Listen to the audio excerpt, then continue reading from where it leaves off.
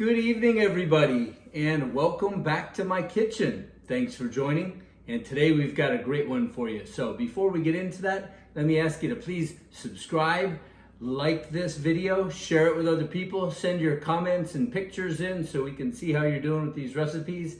And remember that you can get a discount on any of the ButcherBox meats that I use by signing up using the discount in the description below. So without any further ado, let's jump into tonight's special. And what we are going to make is French fries at home. Who doesn't love French fries, right? They go along great with anything. So if you don't like French fries, please turn this video off. This isn't for you. But if you do, here's how we're going to make them. So let's jump in and see what we're going to need. Okay, stuff we're going to need: a good sharp knife, a potato peeler, a cutting board, a slotted spoon, potatoes, salt, and oil. Now, I like to use avocado oil because olive oil doesn't like high temperatures, and corn oil and sunflower oil and vegetable oil are all garbage. And so avocado oil is my choice. But you could really use anything you have, anything you want, and let's get into it. So go ahead and peel your potatoes and wash them, and meet me back here at the cutting board with them ready to cut into French fry size. Okay, now we are back. So let's pick one potato, and I'm gonna make this easy, and I'm gonna cut this one in half, right? So I have two similar sides like that. And then I'm going to cut them about a centimeter wide, or about a 1/4 inch wide. Always keeping your fingers out of the way. Don't need any early ketchup. Now, something like this is fine all by itself, but these guys I'm gonna cut in half. And so basically, I am cutting them to be about French fries size. And the thinner that you make them, the faster they will cook. So go ahead and cut up all of your potatoes so that they all look very similar, about like that. And I'll meet you back here, and then we'll start cooking them.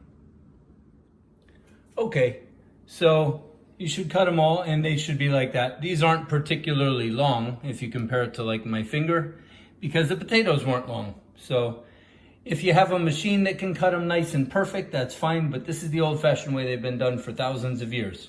So now we're going to move over to the stove. And also, I would suggest putting on an apron because you will splash. One thing I've learned: never fry anything with your shirt off because you will splatter on your tummy and it will hurt. So for this part, I am going to use a smallish frying pan. This is like a 7 or 8 inch. And I'm going to put the heat on high to start with, but I will turn it down later. And I am using my avocado oil, and I'm gonna wanna put it in there enough to cover my French fries, which isn't a whole bunch, perhaps 1/2 inch thick. And I see that I turned on the high burner. I'm gonna turn that down to only the small one. If anything splashes over, I don't want that to catch fire. If something catches fire, good to have a rag to splat it out. Don't dump water on an oil fire. So now we're gonna let that heat up until a small drop of water would go tss, and that means we're ready. And while we're at it, I took a plate and I put some paper towels on it, and I have my salt right next to it because when they come off with my slotted spoon, I'm going to put them on there and let some of the oil drip off. So, see you in a minute when the oil's ready.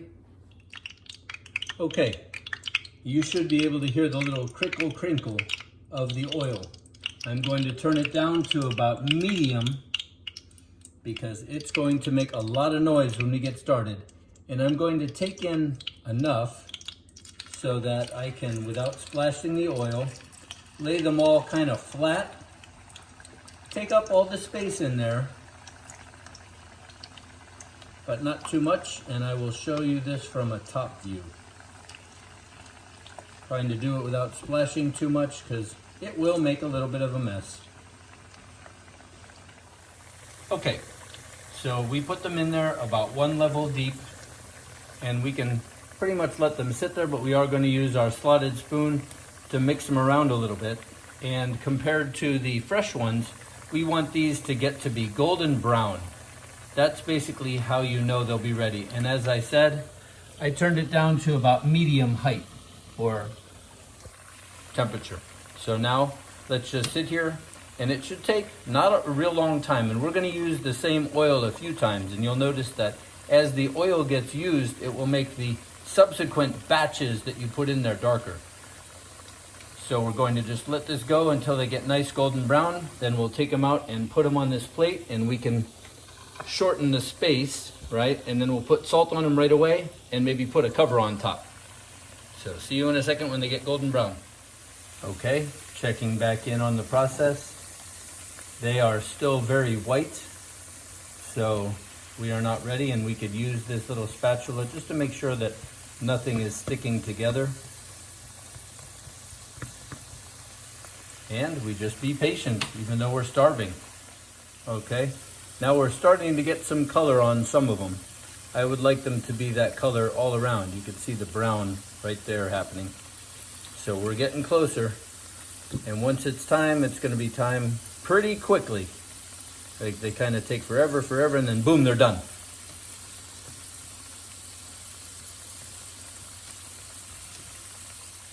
Okay, and now we are getting closer because we are seeing more brown on all of them. So you can kind of stir them very gently so as to not splash. And they almost become a little translucent. These are like great steak fries from a steakhouse. So now, very carefully, we are going to take them out like this and put them on the plate. And you want to get them kind of all at about the same time.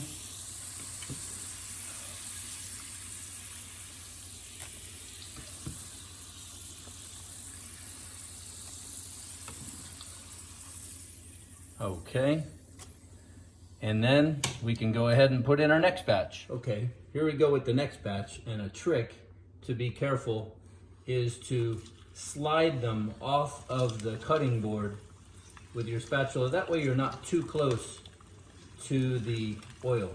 All right, so now that's the second batch cooking, and let's go back to the first batch. Okay, here is our first batch that we took out, and we're letting it sit and dry off a little. So let's just go ahead and sprinkle some salt on them. And they are ready to go. And I'm going to call the kids down to eat them in a minute, but I'll cover them up to keep them good as we repeat the process with batch number 2. And that, guys, is how you make French fries. Just keep repeating until all of the potatoes you've done are gone. For 2 people, I made about 4 small potatoes. And so enjoy, let me know how it goes, and have a lot of fun. Thanks for joining me in the kitchen.